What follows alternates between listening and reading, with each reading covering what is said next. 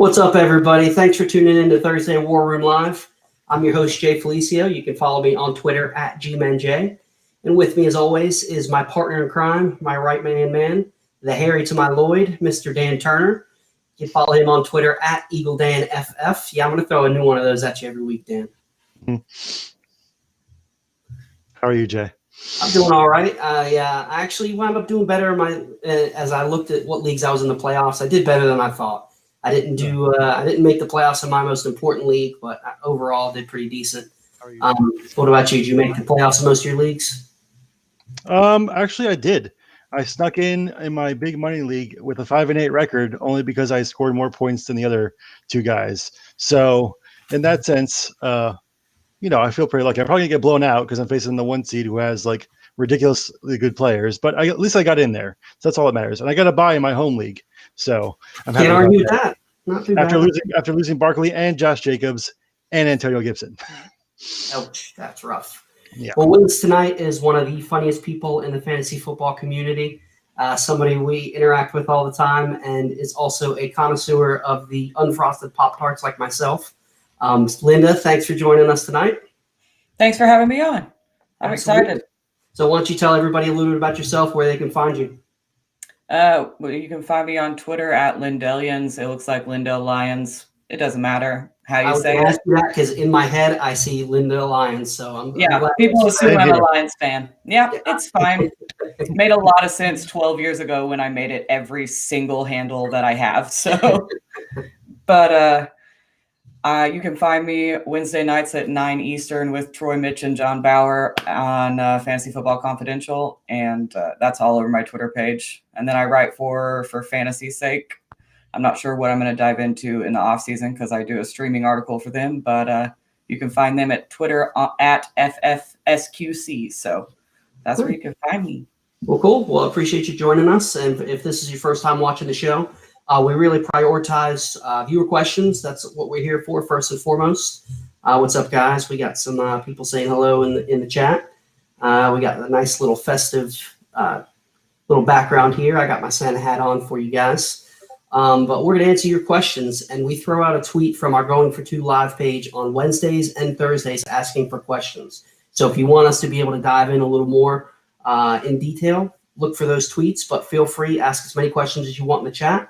And we're going to jump right in. So the first question from Twitter is from the Fantasy Waterboy. He wants to know, should he start Kupp versus the Pats, Shepard versus Arizona, or J.D. McKissick versus San Francisco? Apparently, I didn't realize this McKissick is wide receiver eligible on Sleeper, so that's not too shabby.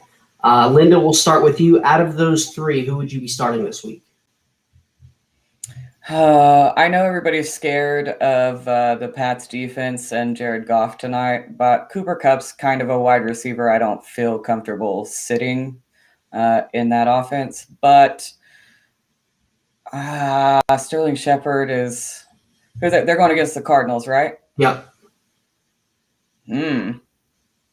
It's tough. Right. Yeah, I don't really like either defensive matchup. I'm a Goff's Kupp truther, so I guess I'm going to take Kupp, but neither of those wide receiver matchups are fine with me, like are fun to choose between. Yeah, it's definitely a tough choice, and for me, I think I'm going to go Kupp too. I don't think I would start Shepard, even if – I don't know if Daniel Jones is back this week or not. We got our guy Troy in the chat is throwing up his artist emoji because everybody knows how fantastic of an artist he is. Yeah, it's something. Don't get too sick over there, Linda. McKissick is probably of all these guys the safest, and that's hard to say, but it is 2020. He's going to get the targets, but his upside's pretty limited. I think I would go Kupp too. He's somebody that unless you have, it's a shallow league and you got much better options. For me, Kupp is somebody who I'm looking to start every week. Dan, what do you think? I'm going to go with McKissick on this one. I think against a really good Pitt defense last week, he had 10 targets and caught every single one of them. So he has, I think, the best floor out of all of the choices there. Absolutely. And with Gibson still hurt, I expect Alex Smith to continue checking down to him regularly. So if you can, he pretty much has a double-digit floor. And at this point in the season, if you're getting that, then I think he's a pretty safe bet for you to start. Yeah, and I wouldn't fault anybody that's going McKissick. He's definitely the safest out of those, no question. Let's see. So we'll go to the next question. It's from Brett Combs on Twitter. Sit one between Chark going versus Tennessee, Debo versus Washington, or Corey Davis versus Jacksonville. And Dan, we'll start with you on this one. So who are you sitting of Chark, Debo, or Corey Davis? I'm going to sit Chark. It's not as so much that I don't like Chark as much as I just like the other options more. I think that Corey Davis' resurrection tour has continued for most of the year. He's had a monster game last week. And I think that Debo has been playing really well with Mullins at QB in San Francisco, even though Ayuk has also played well. So Tennessee has a good defense, and I just don't trust Chark as much as I do the other two. Linda, who are you going to sit out of those guys? I think I'm agreeing with Dan.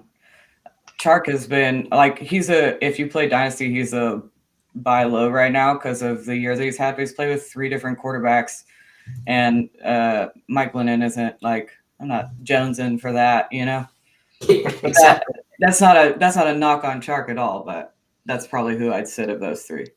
Yeah, I'm gonna go with you guys too. Matchup last week against Minnesota.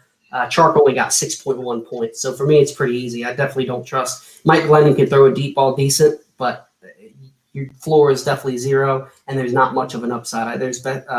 Corey Davis is in no question, and the only other one I might consider Debo, but like Dan said, he's playing well. So for me, I'm sitting Chark pretty easily.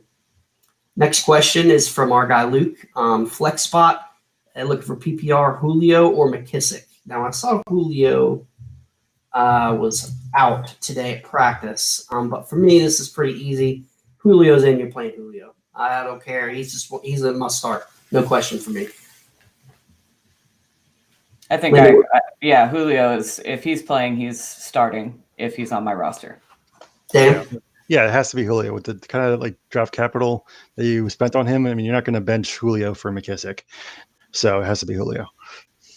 I got Courtney in the chat. What's up, Courtney? Appreciate you tuning in. And our guy Shane, thanks, appreciate it. Got a little, festivities. Got some Yankees Santa hat. So thought as we're getting closer, it's past Thanksgiving, so it's full-fledged Christmas season. So we got a question from the chat. Oh, here we go. I think that was a 2-part question. Let's see. Do you think Lamar is a good start this week, and Chubb or Eckler? So Lamar, who do they play? Let's take a look. Do you guys know off the top of your head who Baltimore plays? I tell you what, he looked a lot better than the Browns. The Browns. Browns, yeah. I would definitely play Lamar Jackson, no question. Especially prime time. Lamar seems to be the guy that likes to step up when he's in the spotlight for the most part. The Browns defense is not good, but they do have an offense that can score. Lamar I think is a good start. And Chubb or Eckler? That's a tough question. That's a good problem to have. Where is he? Chubb or Eckler? And he said, okay, he's got another question. So we'll stick with Chubb or Eckler for now. Out of those two, who are you guys going to go with? Linda, we'll go with you first. Chubb or Eckler? I think who the Chargers play, because it's somebody that Atlanta. It's Atlanta, isn't it? Yep. Yeah, Atlanta. Yeah. I think I'm going to start Eckler. Yeah, I think I'm with you there. Receiving upside is higher. Yeah, until it was Atlanta, even though they haven't given up a lot of points to the running back position, Eckler's more of a pass catcher. And Nick Chubb, he's one of my favorite running backs. I think he's very underrated. I think he's the best pure running back in the league, period. But Baltimore's got a tough defense. So for me, if it was just a semi-decent defense, I would go Chubb over Eckler. But Atlanta's defense, although they've been playing better lately, is still pretty terrible. So for me, I'm definitely going to go with Eckler. Dan, what you think? Yeah, I agree with both of you. I think just based on matchups alone, Eckler has a much easier time and doesn't really have to split carries or targets with Kareem Hunt either. So I'm definitely going Eckler with those two. Got some people saying hello in the chat. Just want to make sure we say hello to everybody that's in there. Our guy Marty has a question for us. PPR, CEH, or Juju? Linda, or you know what, Dan, we'll go with you first on this one. Who are you going with in a PPR league? Pittsburgh plays Buffalo, and Kansas City, let's see, They play the Dolphins. Dolphins. So that's a tough matchup. Yeah. Yeah, both of them have really tough Not matchups. yeah. I'll probably lean CEH. I just can't trust Juju right now. I mean, I think that Deontay Johnson's probably going to end up getting covered by Tre'Davious White, but Juju just has been so hot and cold this year, and Miami, even though they played much better defensively as of late, it's still kind of middle of the road when it comes to rushing. So I'd lean Edwards-Helaire. Linda, which way you going? I feel the same way. Man, I'm glad I'm not making that decision because you never know. Like, I think that kind of comes down to what you need. If you need floor, I would start CEH. If I am hoping for a touchdown or two, then I'm going to start Juju.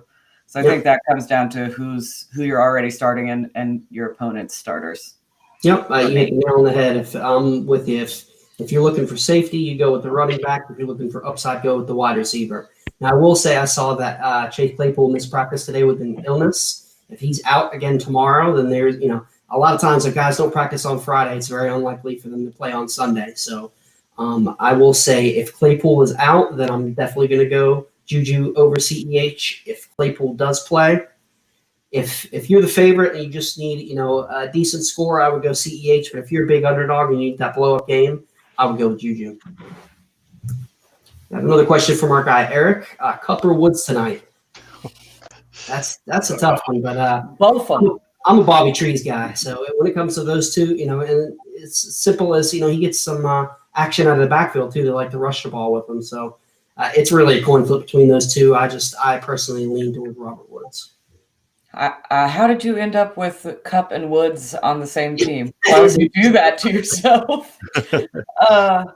Yeah, I'm a Bobby Trees guy as well, so I guess Robert Woods. But don't do that to yourself. Yeah, Dan, what you think? Yeah, I'll also go with Woods. I think it's pretty much a coin flip between the two, but I think Woods is a little more consistent than Cup has been this year, so I'd lean towards Woods. Well, Linda, we're going to black you out for just a second. I'll read the question. We'll get you back. Standard league, I actually prefer this. If everyone could ask real big questions. They've changed some stuff here on Restream, so we're still working through that. Standard league, we need one running back, one wide receiver, and one flex. J.K. Dobbins, Brandon Cooks, Peyton Barber, Chase Edmonds, Brandon Ayuk, DJ Chark, and Chris Godwin. That is a list. So, again, they need one running back, one wide receiver, and one flex. So the running backs are Dobbins, Barber, Edmonds, and so for me, that's Dobbins pretty easily. What do you guys think on that? Dobbins, Peyton Barber, even if Gibson's out, I'm not starting Peyton Barber. You're basically touchdown or bust there. And he's going to get the red zone work, but I can't do Peyton Barber over Dobbins. I don't know how standard league scoring works because I didn't get into fantasy football until PPR was popular. So that's my cop out. I'm going to go with Barber. I just think that Baltimore has 6 running backs they're playing plus Lamar Jackson. So the Dobbins is by no question the more talented of those choices, but I just can't trust that Dobbins will be there when you need him, especially if you're looking to in the playoffs. Even a standard league, I could not go in the playoffs starting Peyton Barber. Barber's going to get those goal line touches, though. Yeah, we'll see. I don't know. So we need one wide receiver from Brandon Cooks, Brandon Ayuk, DJ Chark, and Chris Godwin. For me, it's Godwin pretty easily. He hasn't had that great of a season, but he's far and beyond over those guys. Another guy you spent too much draft capital on to put on your bench when you get to playoffs. 100%. Mm-hmm. So we need a flex then. So let's say Dobbins, Barber, and Godwin are gone. Are you going to go Brandon Cooks, Chase Edmonds? Is Cooks playing this week? I knew he had a concussion. I don't know if he's practiced at all. I thought he came back in the game after his concussion. Did he? I didn't even see that. I think the most shocking part about that is Brandon Cooks is hurt. Oh, wait. No, it's not. Yeah, what a surprise. Let's see. So I'm going to look up real quick. What do you guys – so let's just say Brandon Cooks is in. He's questionable. They are playing against Chicago, which is a tough matchup. Yeah, he practiced his foot and neck. He was limited practice. So Brandon Cooks, Chase Edmonds, Ayuk, DJ Chark. You had to pick one in the standard league, so no points per reception. Who would you go with those guys? And Linda, I'll probably go. Okay. Go ahead. No, go ahead. I'll probably go Ayuk, just because it seems that he had like 8 catches. Even though I know it's standard, he had 91 yards and a touchdown against the Seahawks. I think just on volume, I feel the most comfortable out of those choices playing Brandon.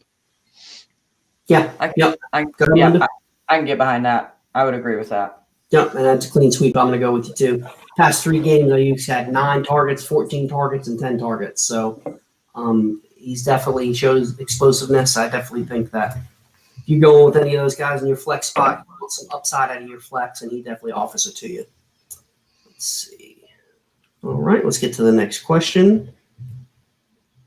Oh, Jeff said he's not watching, but he wanted to see how we've got. I'm not sure if anybody's seen on Twitter, but we have a Going for 2 Discord now. It's available to everybody, analysts and your regular Joes alike, and it has a section in there where you can ask questions. So if you're not able to watch the stream, but you want to ask a question, we can answer it directly in the chat. So check that out. Although I do appreciate that the boss lets us know he's not watching our stuff. Yeah, what do you expect? Shane said he doesn't like my hat now that he realizes it's Yankees. I have no comment because it's Yeah, not I'm the used conference to it. is mine. No, I'm an NL guy. I don't care about the Yankees. Okay. Happy holidays to you too, Jason. And he's got a sad flex question. T. Higgins, Mike Williams, Patrick, or Pittman? That's not too bad. No. So T. Higgins, Mike Williams, Patrick, or Pittman? Linda, we'll go with you since you got a Denver Bronco in there. Who are we thinking out of those 4? Higgins, Mike Williams, Tim Patrick, or Pittman? I think, I think probably Tim Patrick or Michael Pittman. Tim Patrick's going to get most of the pass catching work in Denver. Him and Drew have made that pretty clear. But I just really like Michael Pittman is the issue. I'm a big fan of Pittman too. What he does after the catch is so special. And it's pretty solid, solid matchup too against the Raiders as well. So.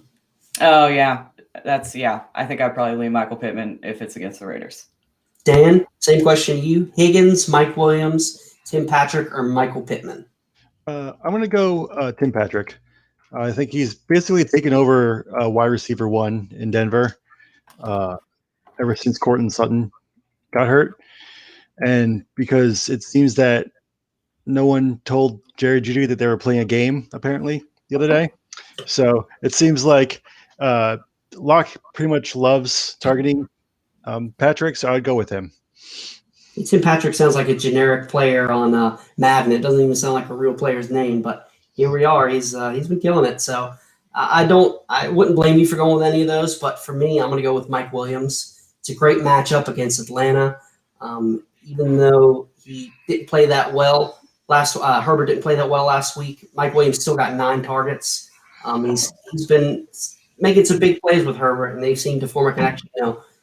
Keenan Allen's definitely still the number 1, but Mike Williams can easily have a blow-up game, and if it's going to happen against anybody, it's going to be against Atlanta. How nice is it for Herbert to go from like the worst game of his career into such a beautiful matchup? Yep, absolutely. That's a little pick me up. Yeah, exactly. Apologies to that person asked the question. We gave 3 different answers. Yeah, so, Jason, we didn't help you at all. So not at all. 3 different answers. So it's and what you know what? Maybe you should go with Higgins since that's the one we didn't pick. But that's a really good point. We got our guy Mike asking. He needs 2 out of Higgins, Shepard, QT, and Hilton. Dan, we'll start with you on this one. So need 2 Higgins, Shepard, QT, or Hilton. I'm going to go with QT and Hilton. QT, I think now if Cooks doesn't play, or even if he does, he could be limited with, yet another injury. He's basically the de facto number 1 at this point in Houston. And Hilton, I guess, decided that he wanted to play this season last week. So hopefully he carries that into this coming game. I just don't have that much confidence in Higgins. And Shepard's okay. I mean, if you want to choose between Hilton or Shepard, I wouldn't mind either, but I would go with the QT and Hilton. Linda, same question. Hey, out of these four guys, pick two: Higgins, Shepard, QT, or Hilton. Well, I'm definitely starting Kuti. I've been saying that all day. Guys, if I wince, my back hurts. And that's not an Eagles joke. I really fucked up my back. Hurts to breathe. I'm falling apart. I probably go Shepard over Hilton. I know he had a big game. They play last week. Let's see. Pull it up real They quick. play Texans. Last week, you're talking about the Colts. Texans. Yeah, Texans. If Yeah. you look at his history versus the Texans, that dude always goes off versus them. And so I don't know if it's like the stars are just right when he plays the Texans, but the rest of his season resume doesn't look the same. So I don't trust that as much as I probably would Shepard. So I'm going to do what we just did again and make it completely confusing because I'm going to go with T. Higgins and I'm going to go with T.Y. Hilton. Although I do think Pittman is taking over as the number one, Hilton's hot, and he's getting a lot of targets here recently.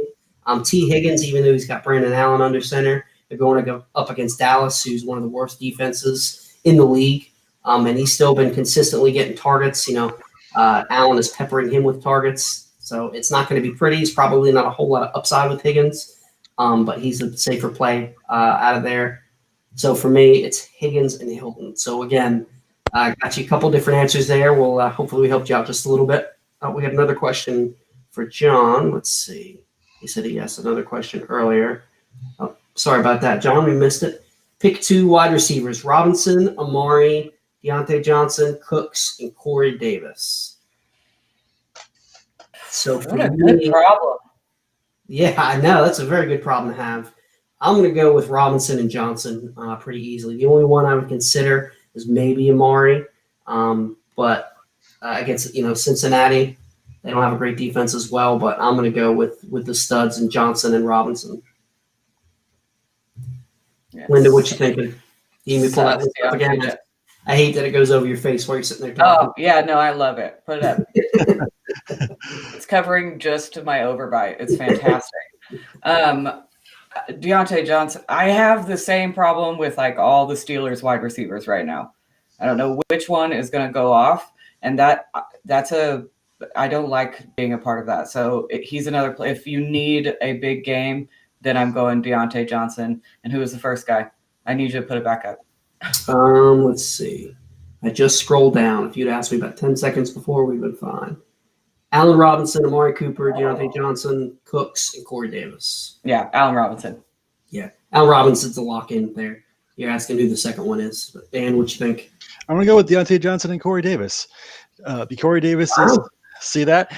It's not a lock. You're wrong. It is, but, that's all right. Okay. Corey Davis has just been killing it lately. He's had double-digit points. The last 4 games, he had that monster 11-catch game last week. He has a great matchup against Jacksonville, so I can't justify benching him at this point. Although Allen Robinson is solid, it's still hit the QB in Chicago is still a question mark. So I would go with Davis and Deontay Johnson. I could see that. And when we asked earlier, how did you wind up with Woods and Cup on the same team? Eric said that he's not good at fantasy football. So. No, Eric. That's not true. So here's a very good question that I'm sure you guys have seen all over fantasy Twitter today. If you're the commissioner, do you lock out the non-playoff teams? Linda, have you done, what do you think on this subject? It's been very controversial in the Twitter fantasy football community today. I just I'm not going to get my panties in a twist if I go to pick up somebody and they're already off the waiver wire because some non-playoff team has picked them up. I'm not going to do it. I think maybe in big money leagues, then probably that's a bigger issue. I don't play in that many. I play in a lot of leagues. They're all $20. So I'm not going to spend time arguing about it. I think it's Bush League. Yes. Am I going to get mad if it happens to me? Yeah. Am I going to post about it on Twitter? No. Just to move on. You made it this far without that guy. Figure out one more week. Well, there you go. Dan, what do you think? I'm not going to lock anyone out. I just think if your team is that fragile that you need that one guy that someone that is not even in the playoffs picks up, then you have to realize you didn't get him, but no one else that's in the playoffs got him either. So what are you really worried about? I mean, it doesn't affect you either way. So just your team is good enough to get you there. Figure out something else. I mean, I know there's injuries and stuff, but there's always someone else on the waiver wire. If you're good enough to make the playoffs, you're good enough to figure out how to win without that one guy on that you didn't pick up. One guy. Exactly. Yeah. Yeah. Ty Johnson is not going to win you the championship or not. It doesn't really matter. Excuse me. So I'm the commissioner of 2 leagues. And what we do in one league is we have a punishment. So the teams that don't make the playoffs go into a loser's bracket for a punishment.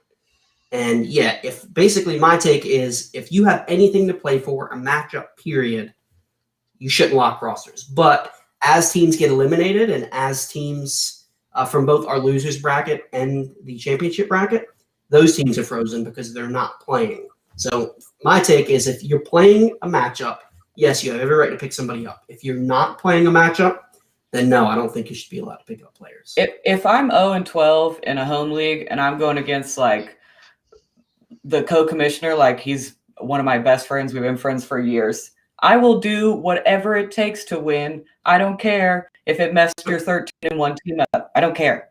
I'm not going to get trash talked for the next 10 months because you're mad that you didn't pick him up because you didn't have Fab or whatever. We've got our guy Kyle with a question for us. 1 PPR, 0.15 per carry, start 1, Gus Edwards, Josh Reynolds, or James White. So PPR, and it's also a 0.15 per carry, Gus Edwards, Josh Reynolds, or James White. Linda, we'll start with you on that one. What do you think? I am not starting the Patriots backfield, period. Rams defense they haven't allowed like 70 yards to a running back in weeks. And man, I guess Josh Reynolds has been, but I don't really want to start Gus Edwards. Probably Josh Reynolds, unless you need that 0.15 per carry, and then maybe I'd lean to Gus Bus. Dan, who do you think between those 3? As much as I have hated on him this year, I'm probably going to pick Gus Edwards in that situation. I think with the 0.15 per carry, he's definitely going to get the most carries out of that trio.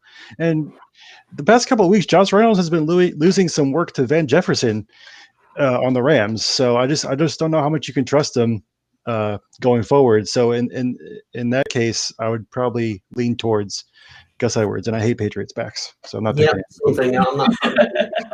Especially with Cam Newton getting all the goal line work. It's between the other 2, and I'm going to go with Gus Edwards simply because of the 0.15 per carry. He should, like Dan was saying earlier, they're going to play all the running back, so he should get a little run. And they'd like to use him on the goal line, so I wouldn't be surprised to see Gus Edwards fall in the end zone as well. So for me, that's who I would go with. And our guy Jared said, so last week I said Bert and Ernie. He said this week I should have said, oh, we've got Cookie Monster and Oscar the Grouch because our blue and our green. So, yeah. All right. Play to win. P2W Fantasy asks, Perryman, QT, Ty Johnson, Flex 1. Prayers for your back window. Thank you.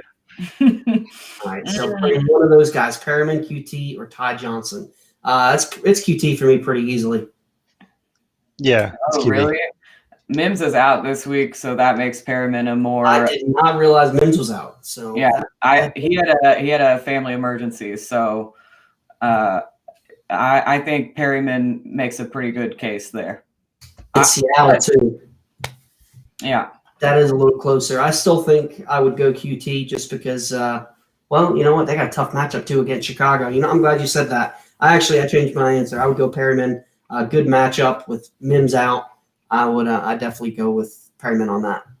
Dan, what are your thoughts? I'm going to go with QT. I think he just has the best QB out of the bunch, and I just really can't trust the Jets when my fantasy playoffs are on the line for anything. So That's my fault. I can't get rid of my Sam Darnold love. It's like STD or some shit. I'm not allowed to say that. I'm sorry. Well, he did have mono, so who knows? That's all right. You don't mind the cursing. Who cares? Okay. All right. It's fine. I forgot to ask before we got going. Oh yeah, no, it's happened before. No big deal. Yeah, no biggie. Kyle said that does Cookie Monster and Oscar the Grouch match our personalities? Dan is definitely a big old grouch, so absolutely. And I do like. You can't see my gut, but I definitely like cookies, so I think it's a pretty good one. That's hurtful. I thought I was very ungrouchy, to be honest. Our guy Marty wants to know Baker or Stafford this week. I tell you what, Baker fell off the face of the earth, but he's been hot. Have you guys seen that video of them when they're doing the touchdown celebration? He slides in and he goes up and takes the pictures. Have you seen that? It looks like a video game. It does. Like, It looks looks like so smooth. Baker gets the Ravens, and let's see, who do the Lions play? Lions play Green Bay, so two matchups that are not very good. And I think they said, and Galladay's out again, isn't he? Yeah. Yeah. I don't think we see Galladay again this year. I think so too. And he might, isn't he a free agent? He might not even be back with the Lions. Yeah. Between those two, if you'd asked this question 3-4 weeks ago, it would have been Stafford, no question. But Baker's playing better football. He's got, better weapons. Landry's looked really good as of late. I'm going to go with Baker. I think Stafford's been throwing it a little bit. It's been Matt Patricia's gone and they came out and played well. I don't know if that was like spark or a lasting thing though, which is always concerning. I think I'd probably start Baker. Dan? I think the last two games, Baker's thrown for almost 600 yards, 6 touchdowns, and no interceptions. And that touchdown celebration was the best one I've seen all year. So it's definitely Baker. It was fantastic. Absolutely. So we got another quarterback question from Sean from YouTube. Big Ben, Matt Stafford, or Kirk Cousins? So let's see. Who does Roethlisberger play? Who the Steelers play? Let's pull it up. Bills. Steelers play Buffalo. The Vikings, we already talked about Stafford. Vikings play Tampa Bay. So I'm going to go with Big Ben on that pretty easily. He's been playing great football. He's got some awesome weapons. And although Kirk Cousins has looked good lately, tiebreaker for me is going to be Tampa Bay defense is pretty tough. So Buffalo's given up a lot of points to the quarterback position. I was just looking at it.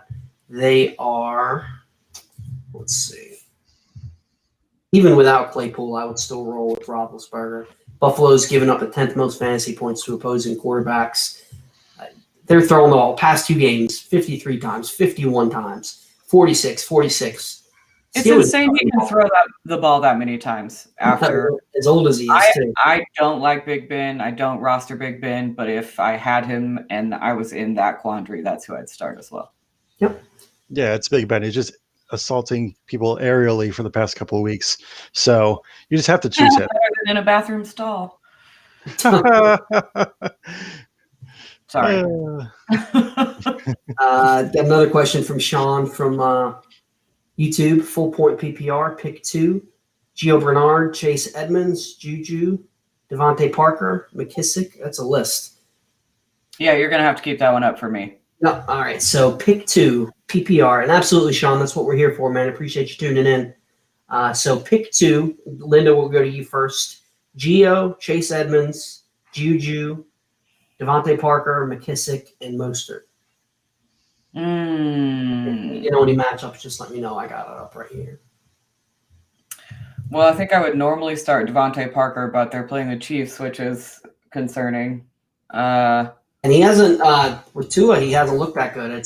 No. He's averaged 8 points less per game with Tua under center than did Fitzpatrick. Oh man, I'm not starting Giovanni Bernard. I'm not. I won't do it. I don't care. I'm not starting Gio in the fantasy playoffs. Even in a good matchup, you just can't trust him. Yeah. I think probably, J.D. McKissick and probably Juju for ceiling. But there's so many. Dan, who are you thinking? Who are you picking out of those two? I'm going to agree with Linda. I think Juju, just like based on what he could do. And although I'm not as much, I don't hate Gio as much as other people do, and he's going to get the bulk of the work against a good matchup. So I don't mind if you want to start him, but I would go with McKissick and Juju as well. Yeah, McKissick's an easy one for me here. I'm definitely going to start him with, like we talked about, the targets that he's getting in this backfield. Gibson's likely out for a few weeks, so I'm definitely going to fire up McKissick. And it would be between Juju and Mostert for me if you need the safety. Even though it's the 49ers backfield and nobody knows what's going to happen on a week-to-week basis, Mostert can make your day on one play.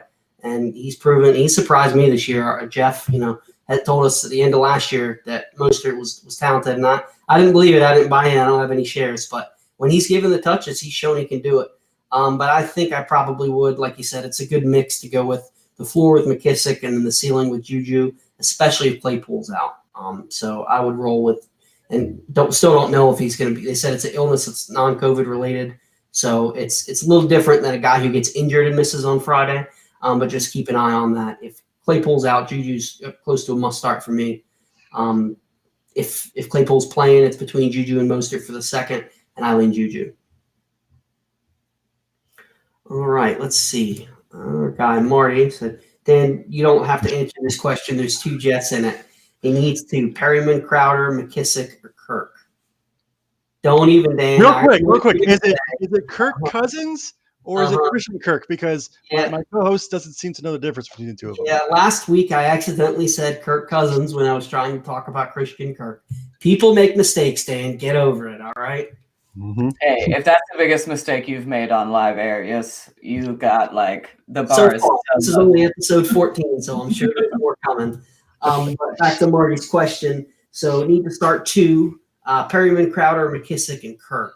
I would go with, well, you know what? I saw Hopkins was dealing. I think Hopkins missed practice today. Even though the Giants, although playing good ball, the Giants have a pretty good defense. They're playing well, so I would lean. I'm definitely going to go Crowder, especially with Mims out. Crowder looked great. I was on a live stream with Jeff Hasley and then the Fantasy Typhoon, and he called it that Crowder was going to go off, and boy did he go off. So I'm the same thing. I'm going to go with Crowder and McKissick. I think Crowder offers a good floor as well as a pretty high ceiling, and then McKissick, like we were talking about, it offers that floor that getting 10 targets a game from Mr. Checkdown Alex Smith, which, I mean, is there any question that he's a comeback player of the year? They need to just name the award after him. It's awesome. I'm not cheering for the Redskins, but how can you not cheer for a guy like Alex Smith and what he's been through? Ew. Did you see his ankle last weekend? Oh, yeah. I would have been like, you know what? Never mind. Clearly. Have you seen a picture of what his leg looks like? Yeah, where it looks like the leg. If you've ever seen what Grant Hill's ankle looks like. That's not how your shit should look. Yeah.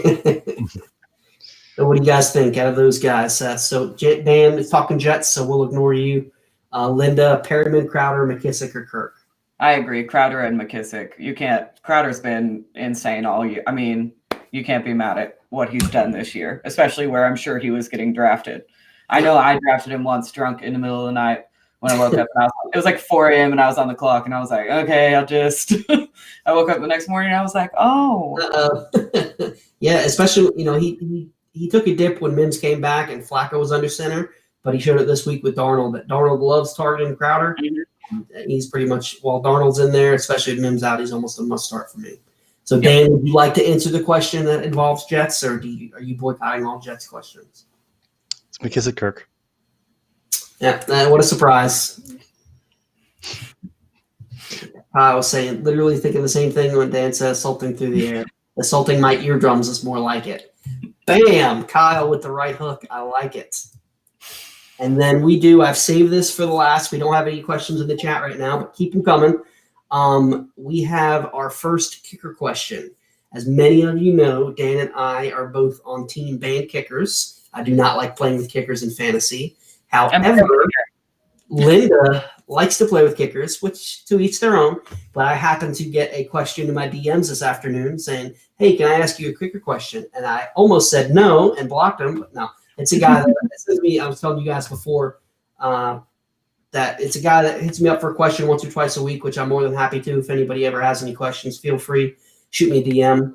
He said, "Can I ask you a kicker question?" And I said, "I don't want to sound like a jerk, but I don't play with kickers, so I'm not the one to ask. But just so happens you're in luck. We've got a kicker aficionado on the show with us tonight. So, Linda, this is all you. Dan and I will not be answering this question." I just like to say that Dan's face, as soon as you brought it up, went like, "Yep."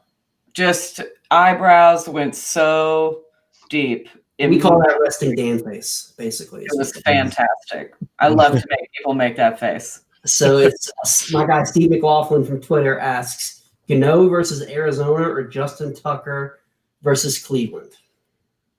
No, it's Justin Tucker pretty easily for me. You're not saying Justin Tucker. Come on. As much as I don't like playing with kickers, I do know that Justin Tucker is one of the best fantasy kickers. So, yeah, I'm not answering that question, but take that for what you want.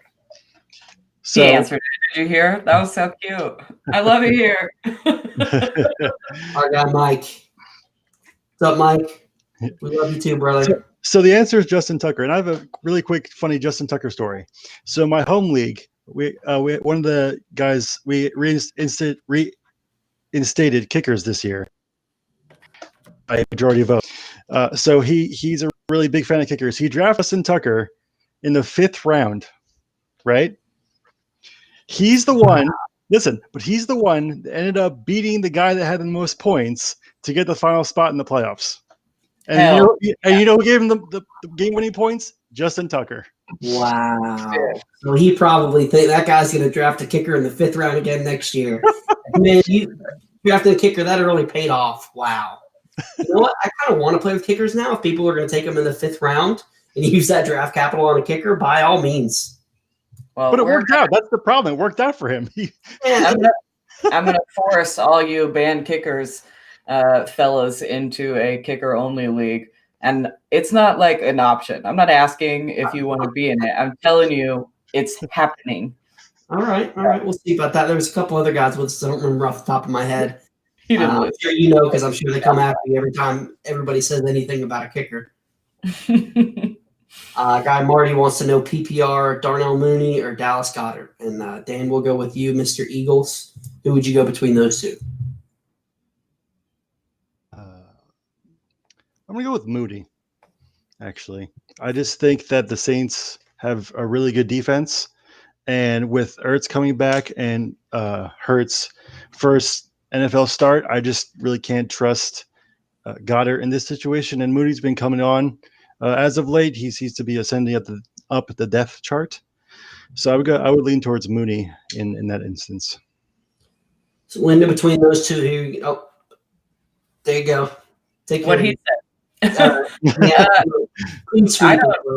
I don't trust Jalen Hurts, and what a cruel thing to put him in against the Saints defense. And Goddard is the blocking tight end on that team. So if they need an extra blocker in order to make sure that Hurts has some time to throw the ball, then he's going to really lose any targets that he was getting. Yep. So plus I'm a Mooney and Mims, man. Yeah, I love Mims too, and I like Mooney too, but Mims I'm really big on, especially if they want to get Trevor Lawrence next year. Man, watch out. Although I've heard some conspiracy theories that they're going to try to trade the first pick to the Eagles for Wentz. There's some crazy. No, it was our guy. What's his name? That does the 4 downs with us, the 4 down territory. He has this crazy conspiracy theory. I think it was him. It was pretty awesome. 4 down territory. Our guy Matt. Check it out on goingfor2.com. But we've got about 15 minutes left. Let's jump into some of our topics. And again, if you have more questions, feel free to ask them. We'll take them on. So it's a good time to jump into our first question. What is the fantasy impact of Jalen Hurts taking over as the starting quarterback for the Eagles? Dan, we will go with you since this is your team, the Eagles. I think it helps everyone on the offense. I mean, Wentz has gotten so bad this year that he couldn't even hit a 5-yard crossing pattern to a wide open guy. So just on principle, you could see last week that Hurts can throw on the run. He had a couple really good throws to Jalen Reagor, and and Ward. So I think that though the matchup this week is tough for him, I think that they might get some of that 2017 RPOs out of mothballs with him and Sanders. So I think on the whole, the offense should improve. Linda, what you think? Well, they didn't hire a new coach, and they didn't upgrade the offensive line at all. And I know Jalen Hurts is a running quarterback. He's also a fumbling quarterback. I know when he came in and there was a spark on the offense, but when you mix something up like that, there's going to be a spark right away. It's the same reason I'm worried about playing any Lions this week.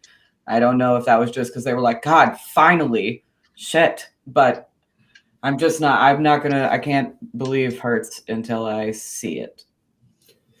So I'm going to go a little bit in between you guys. I don't think it's all doom and gloom. I do think that as a whole, the offense will look a little better. I don't trust Hurts' passing ability, but like you said, he is able to run the ball. And I still think Wentz is a better passer, but he's been playing hero ball and he's in his own head. And it's not, I still believe in Wentz. I don't think it's his fault. I think they've done a terrible job of building the team up around him. But when you've got a terrible O-line, what helps? Being able to run. So I think, I think that as a whole, the offense is going to look a little better, but I don't expect fireworks or anything like that. I think Hurts will be a decent QB2 in Superflex League simply for his rushing upside. Other than that, who knows if he goes out here and completely falls on his face if they don't go back to Wentz next week.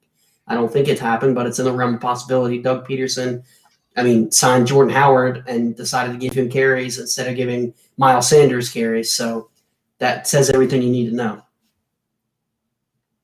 Dan, you look very upset when I said the name Jordan Howard. Oh, no. I think the way that they're using the running backs in Philly is a complete and utter atrocity. And the fact that you're giving Miles Sanders 7 carries a game is just stupid. Yeah. He's one of the league. Because Jordan Howard personally, it's just the coaching staff are a bunch of morons. Well, yeah, Miles Sanders is one of the league leaders in yards per carry, and you give him, I don't know, I think it was a week before last, you give him 5 carries. What sense does it make? It's just none. I think the same sense as playing Alshon Jeffrey over Travis Fulgham for any reason. Yeah, that's true. And it's the ghost of Alshon Jeffrey. I don't think that's actually Alshon Jeffrey out there. Yeah. And we'll roll to another running quarterback. And our friend of the show, Cooter, the Saints. What is Taysom Hill's fantasy value the rest of the year?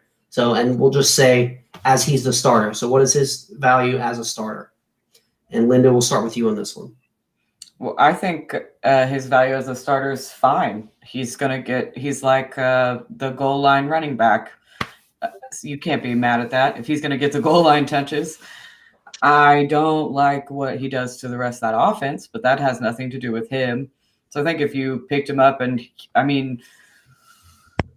2 QB league, I would hope if you're playing Superflex, he's not your QB1. I would hope there's a better option out there for you than that. But I don't think there's anything wrong with plugging him in as your QB2. He showed he could. He passed the ball pretty well last weekend, surprising everyone, including myself. So last week it was against the Falcons. It was the second time seeing the defense, so that's the only thing that has me a little hesitant with Till. But I think you hit the nail on the head. I think Superflex with his rushing, he's the goal line back. He's rushing the ball a ton.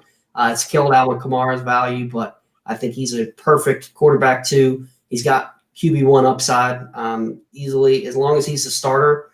That if you've got somebody with a bad matchup in QB1 leagues, I think Taysom Hill's fine. Yeah. Dan, what you think? I think he's fine for now.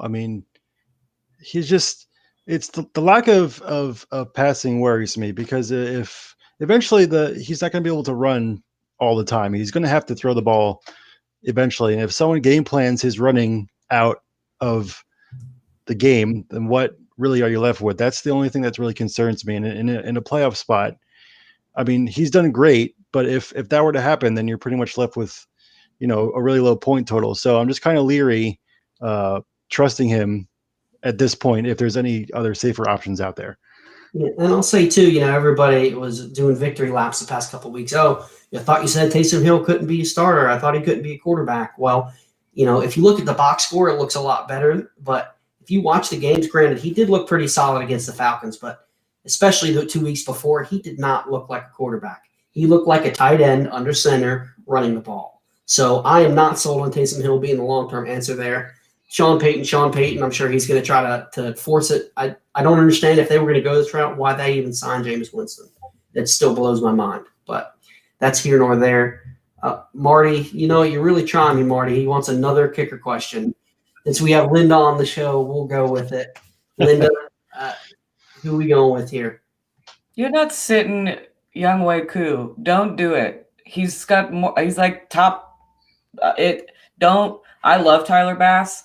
He's my streaming quarterback for like 4 weeks. He's been a streaming quarterback, but don't sit. Streaming Koo. You said quarterback. What? Nothing. Don't worry about it. But yeah, have you guys seen that video, Koo, doing the where he kicks the ball and spins it and then does the backflip? Like, that's impressive.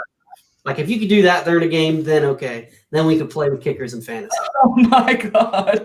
That's such bullshit. All right. And our guy Eric, who is a Cowboys fan, wants to know. He's asking for a friend, quote unquote. Is it time to move Zeke this offseason in Dynasty? He's got Zeke in 4 of 7 leagues. I'll say I think it is. I would not sell low. I wouldn't just give him away. But yeah, I would talk up the whole, Dak's coming back. That's why he struggled this year. He's got a lot of miles on his legs. And we all know that running backs, especially the guys that have been bell cows, they just fall off. Well, I do think Zeke is still one of the best in the league. I would rather sell a year or two early before getting stuck with him a year too late and not being able to get some decent value out of him. So for me, anywhere that I would have Zeke, I would play up the whole Dak's going to come back. The offense is going to be better next year. Tony Pollard has looked a lot better than Dak. Every time you're watching the game, you look, man, Zeke looks all right. Oh, actually, you know what? That was Tony Pollard. So yeah, I would definitely be looking. I wouldn't sell, give him away, but I would definitely be looking to get rid of him. Linda, I'm not good at Dynasty, but I tend to agree. I don't think. First of all, I think Tony Pollard is being way underutilized. He's looked fantastic, but if you can get him for somebody that's willing to give up enough for, like you said, I'm not going to sell him low. He's still a great running back. It's just unfortunately that offense isn't ready for a great running back. Yeah. Dan, what you think? You looking to get rid of Zeke? Absolutely, 100%. There's been points like you mentioned this year where Pollard has just completely outplayed him, and he's had COVID. We don't know what the long-term effects on the body that COVID's going to have. So I would wait until Dak's healthy, see if they re-sign him. Everyone's be excited. Yeah, Dallas offense is going to be amazing, and then just ship him off.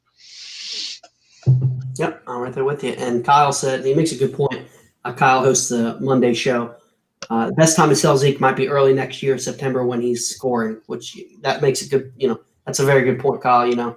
If Zeke comes back, if Dak comes back and Zeke looks pretty decent, if you can't get something for him that you think is valuable right now or in the offseason, maybe wait and try to sell at the beginning of next season. Let's see. So that's it for questions right now. And I think we're going to ride into our Call Your Shot. So it's getting very close to the end.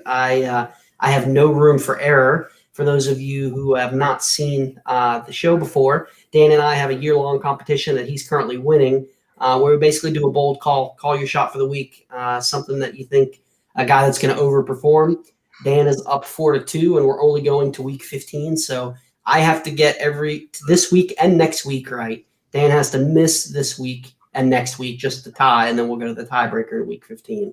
And the loser, which is probably going to be me, has to rock a Twitter avatar designed by the other guys. So I'm sure I'm going to get a J-Jaw avatar for the entirety of the playoffs. So that's going to be interesting. Such a fun bet. It was really fun when I did it. Yep. So, Linda, do you have a bold prediction for this week? Yeah, I forgot I was thinking about that at work and never put anything down. So I did a quick scroll just now, and I'm going to go with Cole Kmet finishing a top 8 tight end. I like that. He's looked really well. He's looked really good here as of late. Dan, let's, you're in the lead. I'll let you go before me. What is yours for this A quick point. Based on how awesome Linda's Evie bet was, I might have to consult with her after the show to make sure that mine does really good because I'm winning this bet. All right. Jalen Hurts is going to be a QB1 this week, top 12. Wow, that's bold. It's a lot better than QB 20, but yeah. I'm going to go with Eric Ebron scoring 15 or more points. He's been really consistent, but he hasn't hit that next threshold, and I think he's only scored over 15 points once this season. Buffalo's a good matchup. I think he's going to keep it going. Yeah. Week 3, he scored 16.2 points. Other than that, he has not done it the entire year. So that's going to be mine. So we got just a few more things to wrap up.